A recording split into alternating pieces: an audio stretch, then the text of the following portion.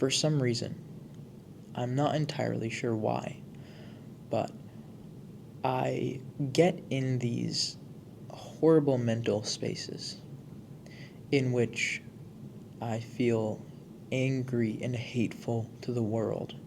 I feel this great amount of pain in my chest. I feel this great despair sweeping over me. And this despair is like a shroud. It shrouds my vision. It covers me completely. And it feels as though everything around me is dark. And it feels very cold and lonely. And this state that I put myself in is caused by my own thoughts or reactions, my reactions to certain small triggers that occur. I remember even like 5, 6 months ago, 7 months ago, something bad could happen, something small, something insignificant.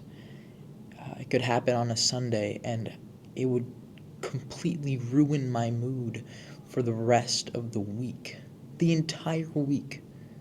Something that could have just happened in the span of 5 minutes, destroying my attitude, my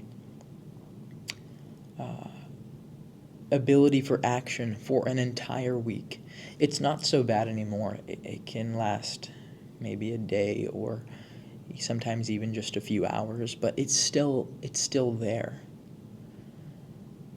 And as a solution for that, I came up with the idea or the spirit of the Jester. And that's what I'm going to explain here. Imagine you're in a throne room, the throne room of a king and queen of a kingdom. And in this throne room are the king and queen themselves, and the cooks who are coming in and out of the room to provide food on a large table. And you have guards, and you have advisors, and you have visitors from other kingdoms, you have tradespeople, you have merchants, you have many classes of people, many different sorts of people in this room. In this room, there's also one more person, and that person is the Jester. And this analogy may not be perfect. It could be very jaggedy, which I'm pretty sure it is, because I thought of it right after I got out of a pit of despair. The day after I got out of a pit of despair. In this story, the king has been thrusted upon the throne. He's not gained the throne due to any merit of his own. He's gained it due to blood right. The queen, she's power mad. She's power hungry. She wants to command the kingdom. Cannot make decisions for the kingdom, but she's just one position away. The advisors, they're also power hungry. They advise the king for their own personal benefit, for the benefit of their family. Their advice is based upon deceit. Just as the king is corrupted, just as the queen is corrupted, the advisors are also corrupted. The merchants and tradesmen that come and present offers to the king and queen, they're also in it for their own personal gain. They don't care about the well-being of the kingdom as long as they can make their gain. You have the guard, you have the chefs, you have the servants. They are in that occupation because their parents were in that occupation. The son of a guard will become a guard. The son of a chef will become a chef. There's one person in this room whose father was not the occupation which he is in. That one person is the Jester. The Jester, he holds no power. He holds no influence. He's a common man. He comes from the people of the kingdom. He understands the struggles. He understands the issues of his fellow man. The servants, the guards, the chefs, they can be replaced. There are many of them, and they all live in the castle. They don't know of the outside world. The king, the queen, the advisors, power hungry, they do not know the struggles of their people. They do not know the issues that plague their own kingdom. The jester, however, because he has no reason for deceit, he has no reason to hunger for power, because he's only a lowly jester. He's not corrupted. He's unique because there is only one of him. His traits, his comedy, his act, it's his. Though there can be another jester, that new jester would not be like the old jester. He would be a different jester. He came from the people of the kingdom, but gets a perspective that the commoners don't get.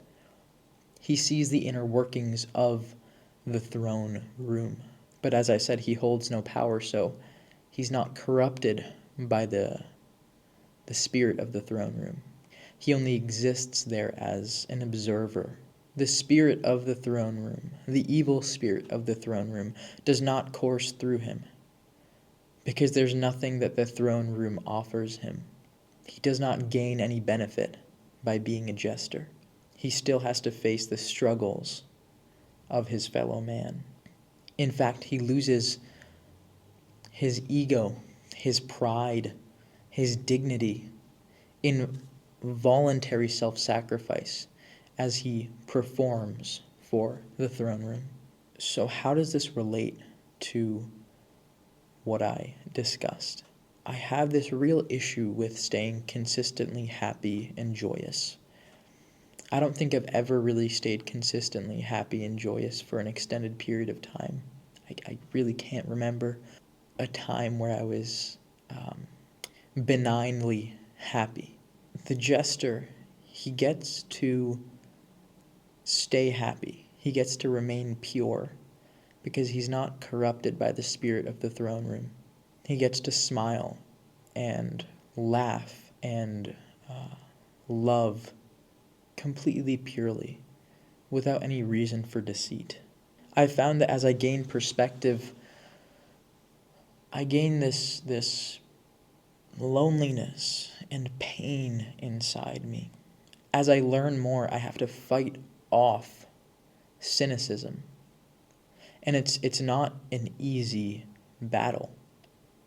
Fighting against cynicism in your own mind, it's extremely difficult. So I want to embody the spirit of the jester so that I can remain pure. I can remain happy. I can laugh. You see, I want to create things. I want to write. I want to build beautiful companies. I want to solve problems, the problems of a broken society. I know I won't be able to solve all of them, but I must attempt to solve some of them. I want to fix the things that out of my own control, things that were just in my environment, things that were part of this world that caused me the greatest amounts of pain. As I work tremendously hard to create the things that I've envisioned for myself, to make the ideas I have that will eventually become companies, as I gain a level of power, as I gain a greater level of responsibility, I don't want that power and responsibility to consume me and make me into the thing that I dislike most.